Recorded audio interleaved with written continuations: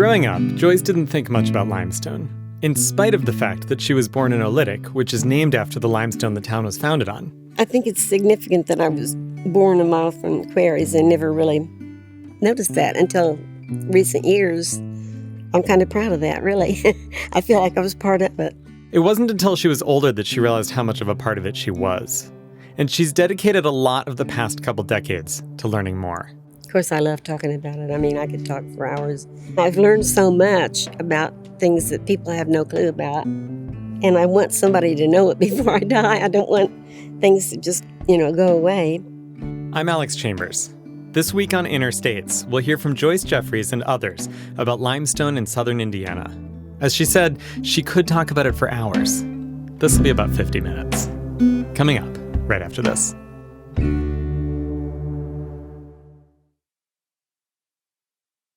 This is Interstates from WFIU in Bloomington, Indiana.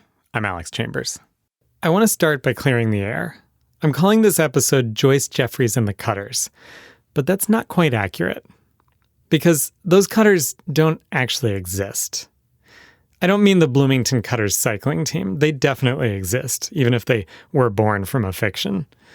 But the actual Cutters, the people who've worked in the quarries and stone mills of south central Indiana for a century and a half, I was chatting with some of them on a forum recently, and apparently they don't call themselves Cutters. Well, no, of course they don't call themselves that, you're probably saying to yourself. It's an insult. It's what the IU students called them, at least back in the 70s, when that great documentary came out about the time the townies raced in the Little Five. Except, of course, Breaking Away isn't a documentary. And the folks on the forum said they were known as Stonies. And they figured the reason it was changed to Cutters in the movie was that in 1978, calling them Stonies would have gotten them confused with stoners, and that would have made it hard to focus on the plot. An industry veteran pointed out that there are a lot more specific descriptions of who they are. Stone carvers, stone cutters, planermen, gang sawyers, draftsmen, estimators, secretaries, supervisors, all, he wrote, with high skills doing their part to build spectacular limestone creations. And so, this week we're going to hear about the limestone workers of south central Indiana. Joyce Jeffries, who grew up and worked among them her whole life, she'll tell us the stories. We'll also tour the Bybee Stone Mill with Dorian Bybee and his wife, Gia Kim. But first, if we want to talk about stone cutters and their stories, I think we need to spend a few more minutes with Breaking Away. If you're from Bloomington, or South Central Indiana in general, you probably know Breaking Away. If a movie can function as an anthem, Breaking Away is Bloomington's. For me, the movie was a test that would determine whether I could stay. See, I came to Indiana because I'd fallen in love. When I met my girlfriend's family, and they heard I wasn't from here, they sat me down and stuck the movie in the VCR. After it was over, they waited for my answer. Bated breath and all. I told them I'd enjoyed it, which was true, and they welcomed me into the family. Well, I also had to pass the Monsieur Hulot's holiday test, but we'll save that for another episode. Breaking Away is about a group of boys on the cusp of adulthood and in denial about it. It's about the tension between university students, Indiana University students specifically, and the local kids who, for one reason or another, couldn't go to college. It's about class, it's about gender, it's also about race, or at least ethnicity, in the way the main character, Dave Stoller, falls in love with the Italians, who his father can't stand. Their foreignness is immensely romantic in contrast to Dave's life in a small Midwestern city. The plot centers on the Little Five. And for listeners not from around here, I should explain, that's the Little 500. It's an annual race that nods to the Indy 500, of course, but the Little Five is on bikes. The men's race is 50 miles, the women's is 25, and the riders compete in four-person teams. In the movie, the local boys want to compete, but they have trouble qualifying as a non-university team. Against all odds, they make it into the race. And lo and behold, well, I don't want to ruin it. To my mind, the race isn't actually what the movie's about. The real tension is whether the boys are going to go to college or just keep living in the present, swimming in the quarries and hanging out. One of the things they're trying to break away from is the limestone work their fathers did. In the logic of the movie, limestone is a dying industry. There's no future there. College is the future. Limestone is the past. The way they turn away from work where you're actually making something to white-collar jobs that require a college education sounds about right for the period. It was the late 1970s. The Midwest was deindustrializing. The rustification really took hold in the 80s as car manufacturers sent jobs overseas, technology replaced steel workers, and major cities across the Northeast and Midwest hemorrhaged good jobs. Oh, and Reagan broke the unions by firing 11,000 air traffic controllers when they went on strike. He banned them from ever working for the federal government again. Did you know that? I didn't know that. So this move away from manufacturing was in the air, and as I said, limestone already seemed like a thing of the past. And no matter how much skill it actually involved, manual labor just didn't get that much respect. Late in the movie, Dave Stoller's dad has a moment of honesty about all that. He used to work in limestone, but in the time of the movie, he's a short-tempered hustler of used cars. He and Dave end up out for a walk on Indiana University campus, right by the library. The whole campus is made of limestone. I was damn proud of my work. And the buildings went up. When they were finished, the damnedest thing happened. It was like buildings is too good for us. Even now, I'd like to be able to stroll through the campus and look at the limestone, but I just feel out of place. It's the emotional climax of the movie, the scene where the father and son finally start to understand each other. Dave's dad admits he wants his son to go to college because there's no future in limestone. You guys still go swimming in the quarries? Sure. So the only thing you got to show for my 20 years of work is the holes we left behind. I was curious if that idea of local kids as cutters still held water, so I went and found some high schoolers. Their English teacher, Rachel Barr, had recently shown the movie as part of a unit about having a sense of place. Was there still tension between local kids and the college students? Not really, just because I feel like more in the last couple of years, not going to college has been a little bit more different. A lot of people have decided to get their associate's degree or get certifications. A lot of people are becoming entrepreneurs. That was Nicole DeMort. Her classmate, Ambrose Lee, agreed.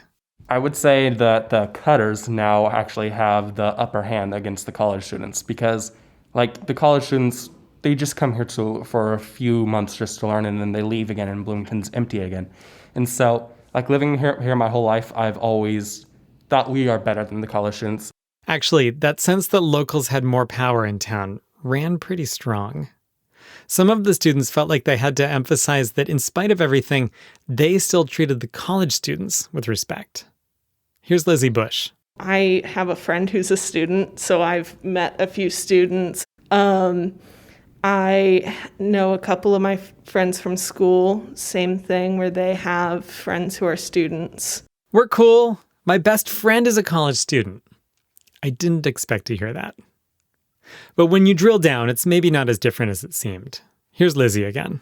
I can see the undertones of the class divisions of the characters, where they talk about the students all being, from richer families, whereas all of the cutters are fairly, they're not as well off.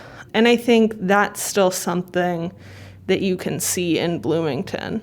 Every time I go onto Facebook, there's always somebody talking about how housing prices have risen, how gas is more expensive in certain sides of the town.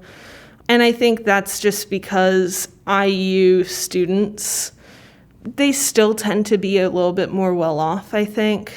I just have to say, I was not paying attention to housing prices as a high school senior. And that's not even the only moment Lizzie and I discussed property values. Go Lizzie! Maybe we'll get into tax code next time.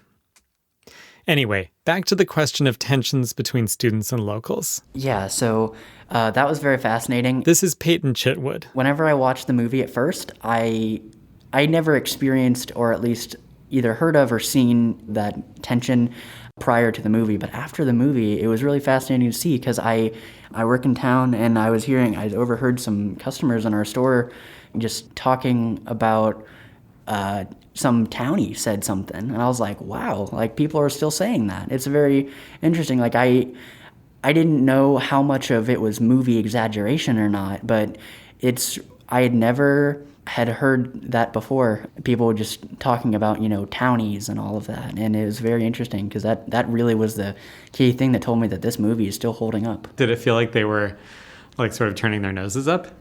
Yeah, it definitely felt like that. I only heard a couple words, but the way that it was said was very against it, or looking, like, so looking almost down on a person or something. It wasn't positive.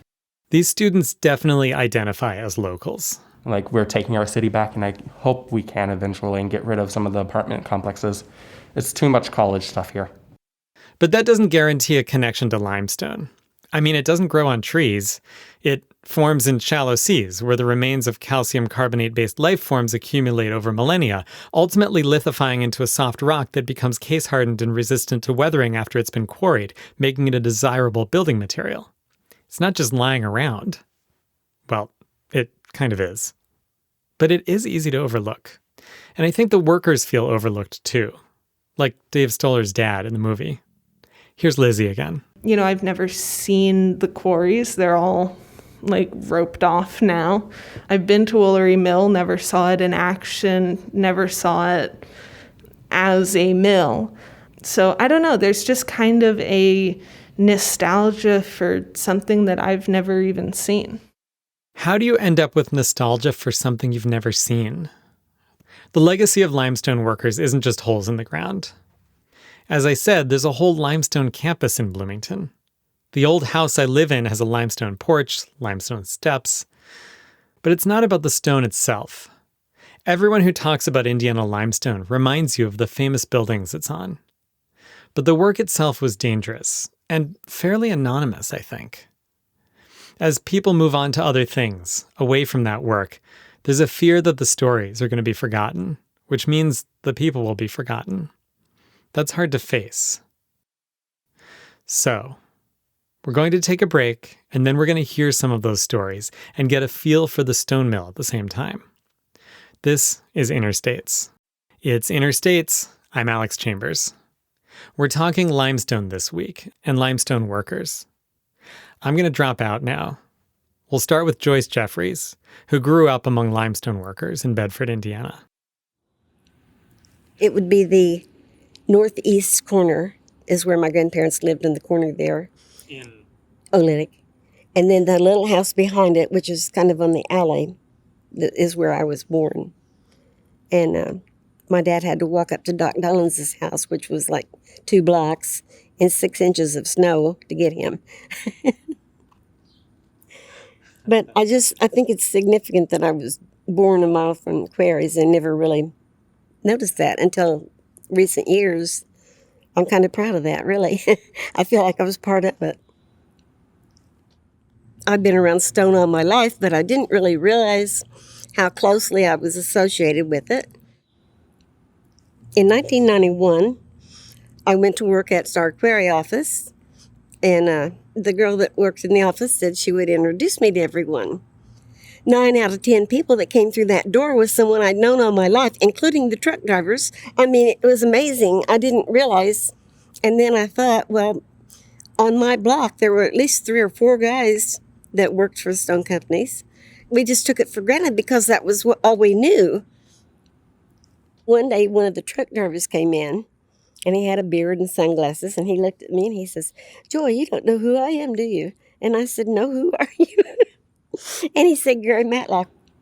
Well, we used to run around in the same gang when we were in high school. And one time he took me to work, and he drove from Olynyk to Bloomington in 7 minutes. He drove like a maniac. He's passed away since then, but he was a funny guy.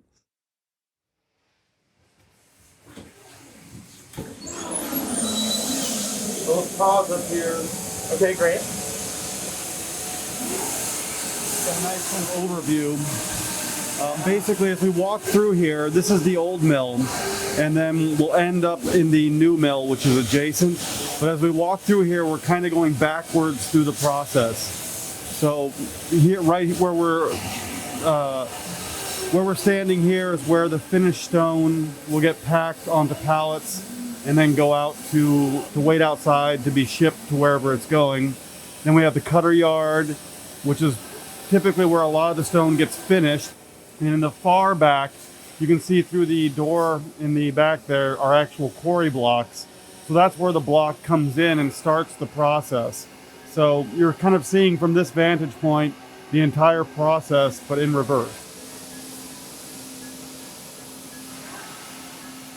My name's Dorian Bybee. We are at Bybee Stone Company. My family's business has been here since 1979. I grew up working almost every summer here from the time I was in late middle school or whenever it was legally allowed for, before, there was no child labor, fortunately. But yeah, I've been working here summers since I was a kid. And it's a beautiful October day. It's a nice day to be at a mill. I'm Joyce Jeffries. We're here at Stonecroft in Bloomington in the courtyard, and flowers are beautiful and the birds are around, and it's a really nice day. I've only been here since last July, but it's been nice. I've met some interesting people and some nice people, and mostly the aides are very good. They'll do about anything I ask them to do. It's almost like a cathedral at times. Yeah.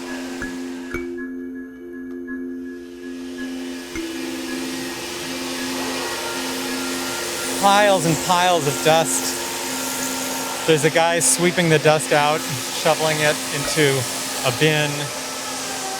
Big machines, planers, lots of stone, lots of pieces of stone in all different states.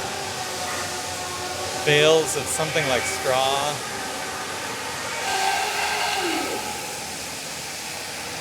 The floor is just covered with dust. It's like we're walking on the moon.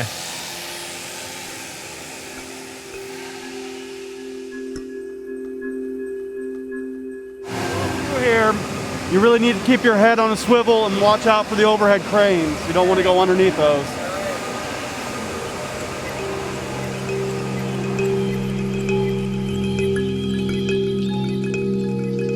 My grandfather, Jeffries, his sister, Floy, was married to my grandma's brother, Jesse S. Owen.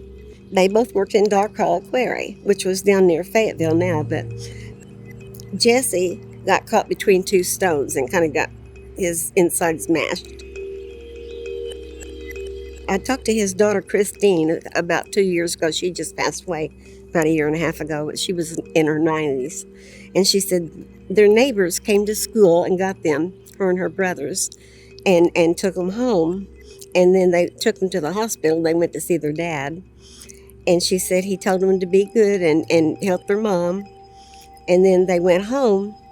But after they got home, somebody came and told their mom that he thought of something else he wanted to tell her.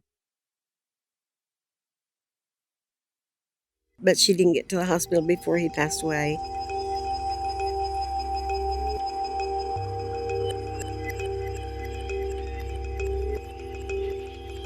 Christine, Jesse's wife, had 3 kids. They were like 9, 10, and 13. And so they took the body back to Horse Cave for burial. My grandpa rode on the train with the body, but he hired a taxi to take my grandma and Aunt Floy and her 3 kids, plus my dad was 5 and my Aunt Irene was 2. So there they were. And my grandma was pregnant with her 3rd child. So 5 little kids and 2, widow and her sister-in-law in a horse and wagon, which it takes about 4 hours to drive down there now. So I don't know how long it took them, but I'm sure it was a stressful time because they were grieving and then they had those kids to control.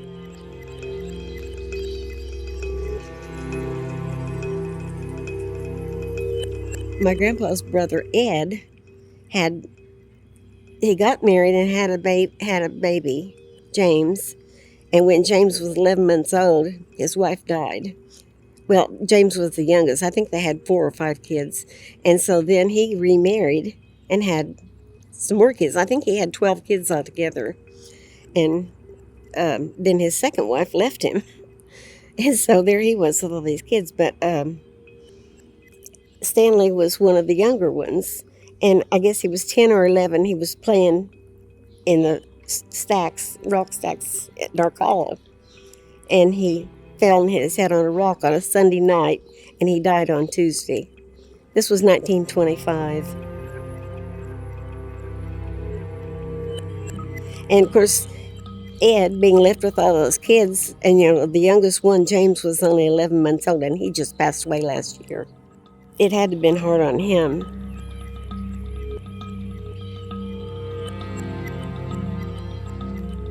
Some guys got caught between a railroad car or something and just got squished. And stones fell. This one boy was 16, and he was a water boy. I didn't even know they had water boys till my mom told me that back in the 90s. But apparently they had little boys to carry water to them in the quarries. But this one boy was just standing there, and a big rock fell on him and crushed him. Stuff like this happened all the time.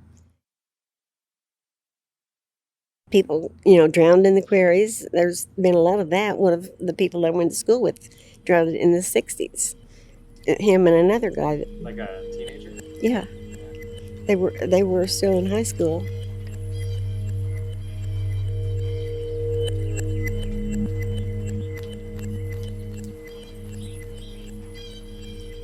In the early 50s, in Oleg, they had a union office there at the end of Main Street. And I can remember my mom and dad driving through there, and there would be this long line of men covered in stone dust. They looked like Pillsbury Doughboys. That's the best I can describe it. I wish I had a picture of it. It was just an amazing sight. A long line. There may be 200 or 300 of them waiting in line to vote on a strike or not. When they had a strike, it really affected a lot of things, a lot of people too. But they didn't strike that much, I don't think. But at the turn of the last century, they were only making like 15 cents an hour at tops. And we can't imagine that now. No. Were the strikes effective? Were they able to get better working conditions? Most of the time they did, yeah. Because my family had worked in stone so much, they just didn't, it was just something they did. I don't think they really understood what they were doing and how much of this country has been built from our stone. It's amazing how many people don't know much about it. I grew up in Indianapolis, and people don't know anything about it, really. But my address on my house was carved out of stone. The houses are out of limestone. And if you go down to Indianapolis, it's everywhere. The Circle Monument, I used to see it when I was a kid and not even know where it came from. I knew no one that worked in a stone mill, which is amazing. What, about 30 some state capitals are built out of it? It's just everywhere. And when I used to work, my dad had a vending company in the 90s. I drove around all over Indianapolis, and I couldn't believe all the stuff I saw. You'd go in really bad neighborhoods, and there would be old churches or buildings with Corinthian caps. It's just unbelievable. There's a real big building with Corinthian caps on the street near Thomas Hendrickson's house. He was a vice president, and it's in a real bad neighborhood. There's a bar that has a sign that says no gang colors, and you go around the corner, and then here's this building with Corinthian caps and stuff all over it, and I'm not even sure it's in use, but it's just everywhere. You'll see it on old garages carving work, but just unbelievable. But it's everywhere. But it's just amazing that so many people don't know anything about it in their own state. It's been an unbelievably big industry that people just don't know anything about. Can you tell me your name? Tom Dixon. I came out here in 1980, spring of 80. They just bought this place and ended up going to Texas. But I took an apprenticeship down in Olytic in 79. I didn't even really know that carving was going on. I was going to the art school down there, and I didn't know they were doing any carving work, really. A guy come in and told me about it. He goes, you ought to get an apprenticeship down there. He saw me working in the sculpture department. And he said, they're doing all kinds of stuff down there. So I come down here right away and went to work at the Arts Center up there, and a guy that used to work here had been working there, and I saw the pictures of what was going on here. So I came right down here and applied for a job, and I've been here ever since. It's been a great experience.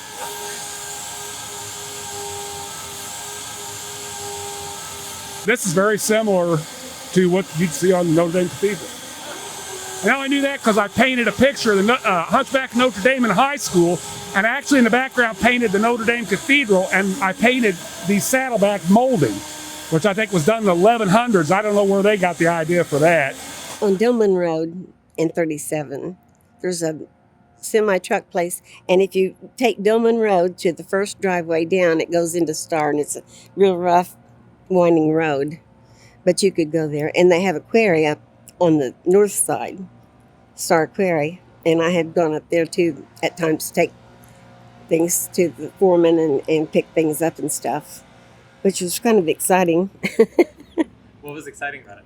Well, just to be there where they're quarrying the stone and see it and everything. At what point did you really start to think about the stoneworkers? In 1991, I was talking to my mom, and we were talking about her dad, and she was talking about him working in the quarries, and at some point she said something about water boys, and I said, water boys? And she said, yeah, they had boys to take water to them because they didn't want to interrupt their work. I couldn't imagine that. Little boys, I mean, mostly young kids, like 9, 10. And to me, growing up, being a little kid, we never had to do anything like that. I mean, I helped with washing and ironing and watching my brothers and sisters and things like that, but I never had to go out and do physical work. And then I thought about my grandparents on both sides and the way they grew up. My grandma Jeffries had 9 kids in her family, and they worked in the tobacco fields and stuff, and my grandma said she hated working the tobacco fields because the tobacco worms were so nasty, and they had to chop them up, to get them off the tobacco. Of course, I love talking about it. I mean, I could talk for hours. I've learned so much about things that people have no clue about, and I want somebody to know it before I die. I don't want things to just, go away. Here and over there, you see all the metal tools? Those are used on the planers, and they're all done by our own blacksmith, whose shop is right over there. So for any kind of design, any profile that an architect would choose, we're going to fabricate our own custom metal tool to produce that here in the planer yard. So that if you're wondering what all these things are, that's what they are. Like they used to have the wooden derricks, then they had steel derricks and channeling machines. They don't have any of that anymore. To get a big rock out, they had to drive wedges down in it, and then they had to physically push it over. Now they have air bags that they put down in there, and they have diamond saws to cut it up and stuff. It's so much easier. These are the gang saws, which are arguably one of the older technologies here. Most stone mills gave up on them decades ago, and we still use them, although we've gotten some newer technology that allows us to do some of the same work, but we use them for certain types of finishes. You can see here, the fact that this one has water running on it means they must be planning on using it, or they just did. But this is how we can get what we call shots-on finish or chats-on finish, which has to do with just using a certain size aggregate, whether it's kind of a sand for the chats-on or actual metal pellets for the shots-on. They just go into the slurry, and they're there as the blade cuts the stone, and they produce a very specific, very interesting texture. All right, it's time for a short break. You're listening to Interstates. This is Interstates. If you're just joining us, we're listening to memories and stories of limestone work from Joyce Jeffries, mixed with a tour of the Bybee Stone Mill with Dorian Bybee and Jay Kim. So tell me about this. So this is our CNC. We got it a few years ago. And effectively, you can think of it as being a roughing tool. It looks a little bit like a giant 3D printer. Well, other than the fact that it's removing instead of adding, which, a 3D printer is an additive process compared to it's not so different. They're both computer controlled. They're based on having a 3D model and then programming using special CNC software. But once you start it up, you can just run it all day, all night. We typically will run the CNC not only overnight, but over the weekends. And it must be just incredibly precise. It's in Indiana limestone, in the industry, we have a 16th inch tolerance. So that, basically everything we do needs to be perfect within 1/16 of an inch. And 1/16 of an inch, depending on who you talk to, is either a large number or a very small number. Most people will think of that as being pretty small. But for us, actually, it's, we try to do better than a 16th all the time. The machine itself is more accurate than that by far. But the machine does not see problems in the stone. It doesn't recognize. Our craftsmen can look at a piece of stone and understand there might be a hidden seam in the stone or something like that. And that's really valuable, and that's something a machine will never be able to do. You'll also see we've got water coming out of the spindle, and that has to do with just the fact that you're putting metal on stone at a high rotation, and that's going to cause heat. So the water keeps things cool. It also helps move the material that's been removed off the stone, because we really don't want that to be piling up on top of the surface we're cutting. So that's part of the process. Really, historically, you saw it down in the gang saws where water was running there. Water is always a really important part of cutting stone. Historically, it always has been. So almost every stone mill you'll find is near a lake or a stream, because there's always been that need for water. And so here we are with one of the most cutting edge technologies you could find in a stone mill, and it still has that relationship to the water. As I mentioned earlier, some of these stone mills were open on both ends. Like the Edinger mill used to be over behind where Kaiser Aluminum used to be. That mill was open on both ends, and they worked all winter long in it, Well, Jim, my brother-in-law, he said they had a little shed that they called the warm-up shed. They had a little heater in there, and so he got really cold, and he said he went in there to thaw out a little bit, and he felt something wet on his legs. He pulled his pants down, and his legs had cracked open because he was using, it's kind of like a grinder thing. They call it a bug, where they sand the stone down smooth, and it has to have water on the blades to keep it from overheating. So that water was coming down his pant legs and freezing, and then freezing to his legs. And I can't imagine working under those kind of conditions, to be in that pain and still work. Those guys were tough. This is a shotstone cut. So you see the random groove, that variation of the thickness of a groove and the shallowness. This is the one that's produced with that gang saw. And this is made with sand or Metal shot. metal shot? Yeah, so this one is using metal shot. The Chatson finish is similar, but a little less extreme, let's say. It's more subtle. My name is Jia Kim. I'm originally from South Korea, Seoul, born and raised. I am a faculty member of the Ashkenazi School of Art, Architecture and Design, and I teach architecture in the program called the J. Irwin Miller Architecture Program located in Columbus, Indiana. I'm also a faculty member at IU at the Ashkenazi School. I teach interior design in the undergraduate program there.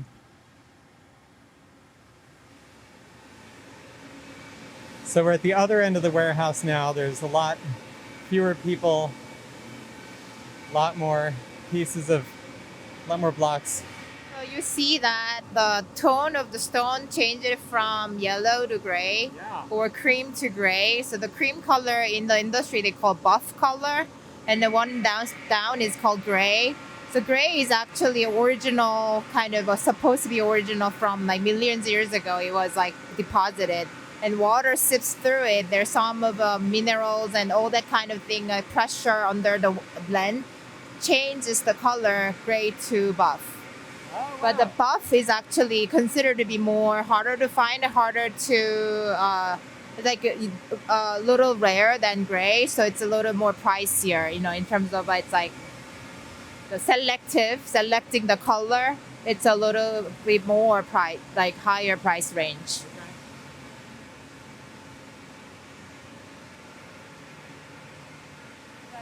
if you don't select it, they call it variegated.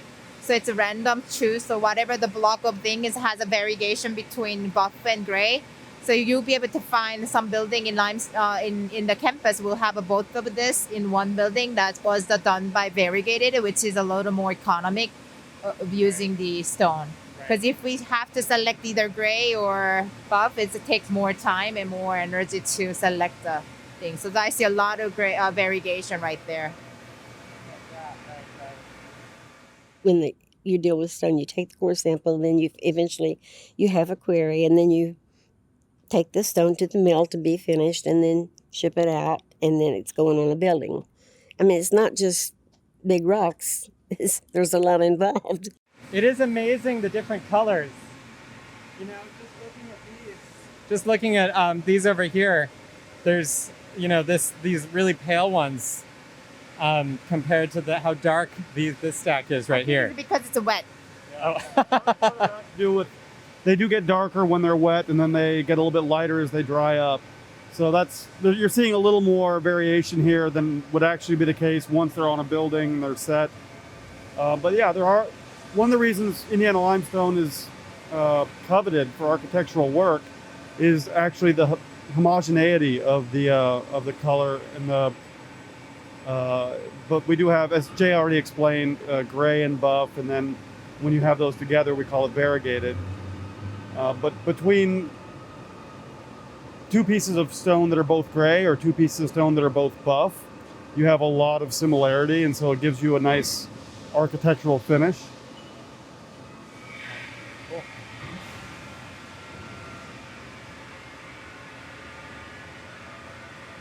There's a lot of residences that are made from our stone. I mean, big, important places.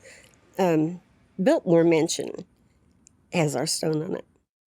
When the Pentagon was damaged in 2001, we were able to match the stone and repair that. Also, the Empire State Building has, that's where the Empire Square comes in. That's where the stone for that building came from. And that's why it's called Empire Square. Yes.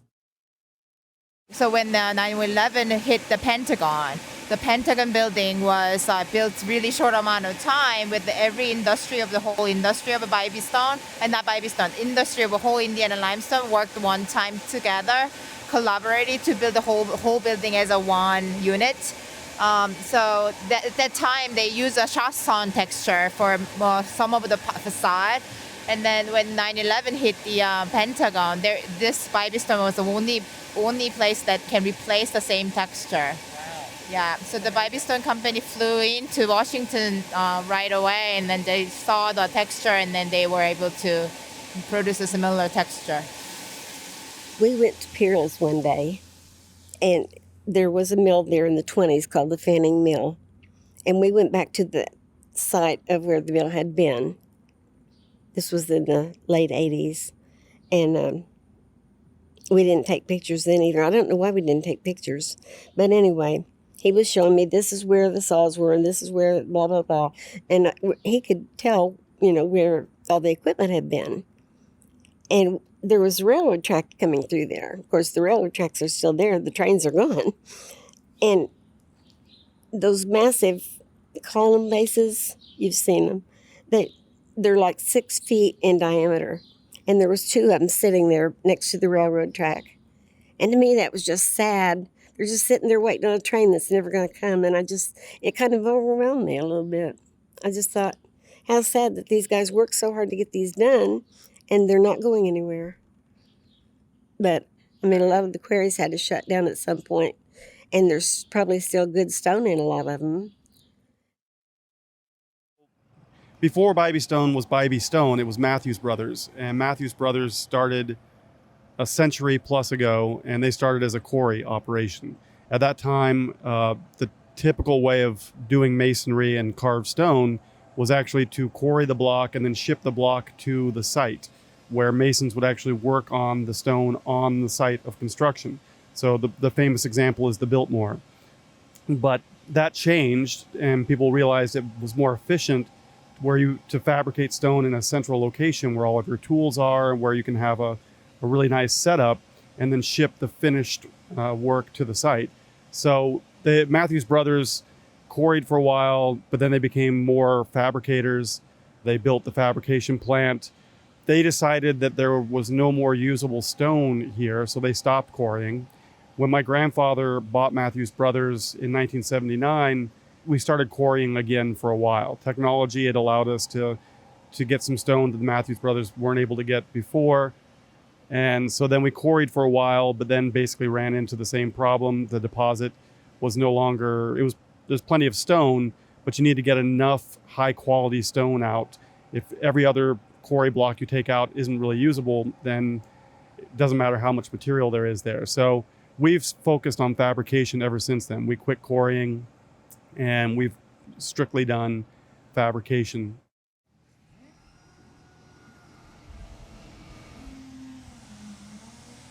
Can you actually read what it says? United States of America, Donald J. Trump, President, General Service Administration, and Emily W. Murphy, Administrator, 2019 to 2022. Indiana limestone is used pretty frequently on government buildings. A large chunk of Washington, D.C. comes from right here in Hoosiers' backyards from South Central Indiana. And so that's an example. That's obviously for a GSA building and just commemorating who was president and administrator at the time. So it's not uncommon to see work coming through here that's going to iconic, important buildings around the country. And for the folks who work here, I think there's certainly a nice amount of pride in knowing that they're contributing to building these things that are going to be around probably after you and I and all three of us standing here are long gone. And that's kind of a nice humbling thought to have. I think anytime you can contribute to something that's going to outlast you, it's a wonderful feeling. As you're going south to Bedford and you pass through Olynyk, as you're going up the hill to 5th Street in Bedford, there's a little addition to the right. If you go back there, it's not too far from where the Dark Hollow Quarry was. And they named one of the quarries back there Baalbek, B-A-A-L-B-E-C. Well, it turns out there was a Baalbek, B-A-A-L-B-E-K, in Syria, and they actually had huge stones. I mean, you've seen these blocks on trucks around here when they're hauling the stone blocks. They would make these look like toys. And they have a massive stone. They call it the stone of the pregnant woman. And it's huge and it's sticking out of the ground. And there are people standing on it and they look like little ants. My ex-husband and I, in 1991, we went to Hopkins Cemetery. I don't know if you know where that is. It's south of Needmore, the Lawrence County Needmore, but not to be confused with Nashville. We walked. We talked to the night watchman. Of course, they're not supposed to give permission, but he knew we weren't going to be in there to tear things up, do mischief, or get hurt or anything. And my ex-husband had worked in Montana for years. Anyway, we walked from Needmore to Olynyk through the quarries, and it was in May, and it was a full moon, and it was the most beautiful thing. I wish I had had a camera with me, but the stone was just looking kind of blue. It was just ethereal. And it just looked like the Grand Canyon. I mean, you were here on the road, and then all of a sudden there was this huge gaping hole like the Grand Canyon, and it was just amazing. We ended up getting into Olynyk right at the edge of town, and at that time there was a tavern there, so we went in and had a beer, and then we walked back, and it was really exciting.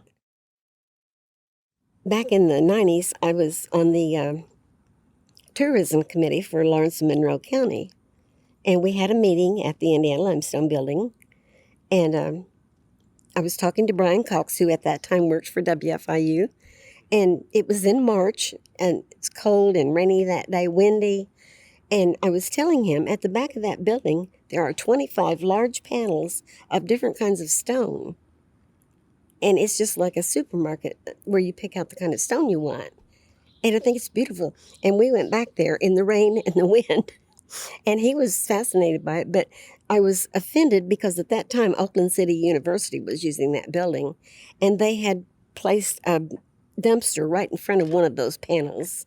It irritated me to death.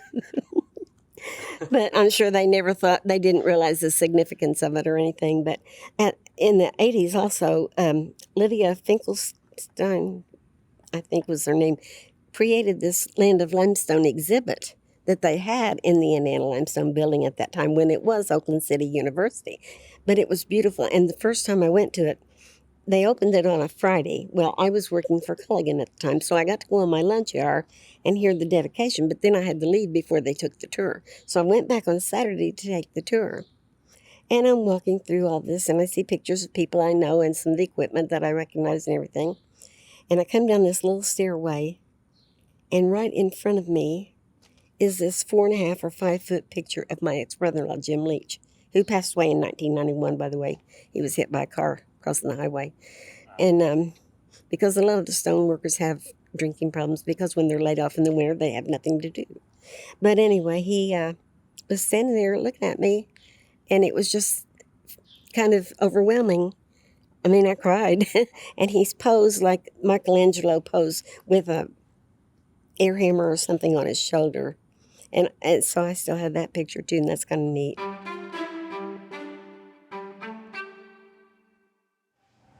So there's tulip trees growing up where they've been cut, I'm sure, for the quarry.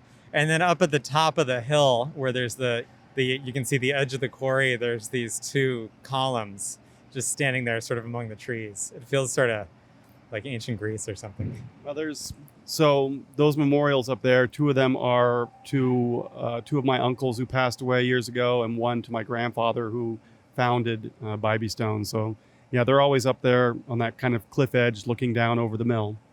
It's kind of poetic. It's interesting. I don't think anybody's mentioned that it feels like ancient Greece, but that's an interesting comparison.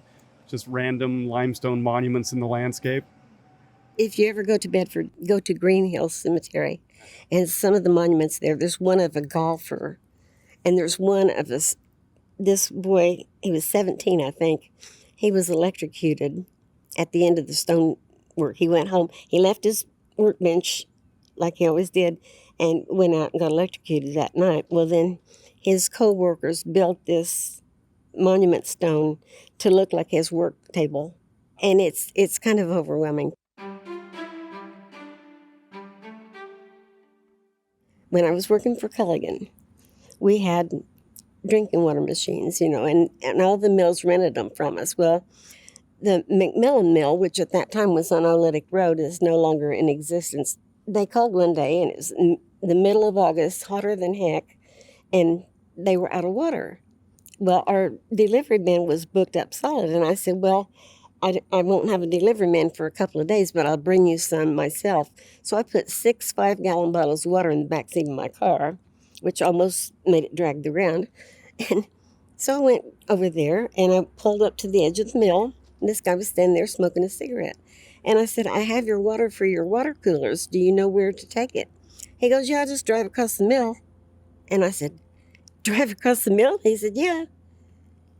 I started driving across that mill, and I could actually feel the spirit of the men and the stone. I'm not kidding you. It was a really spiritual experience. I mean, tears were running down my face. Because my neighbors had worked in that mill, I don't think they understood the impact that they had. But that's why I wanted to honor the stoneworkers, because they just went and did their job every day. And they built the nation. All these buildings and stuff that just monumental. I can hardly talk about it even now. It's still just, it was like I was in a holy place.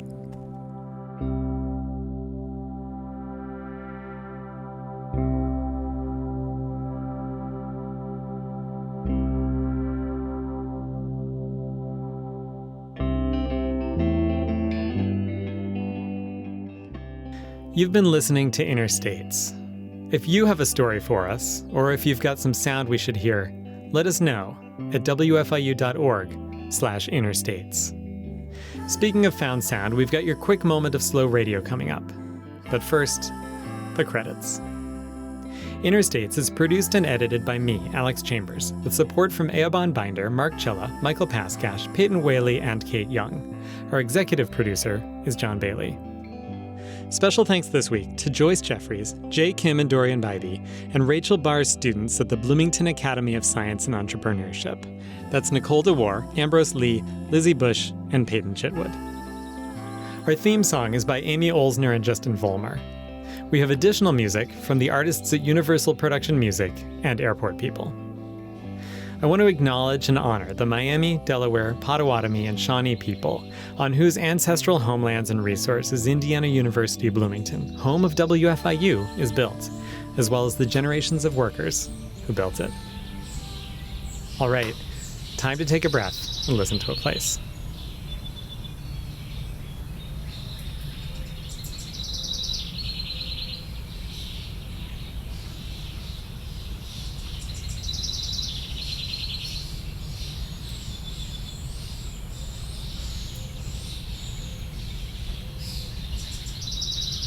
You've been listening to Backyard Birdsong, May 2020, Bloomington, Indiana.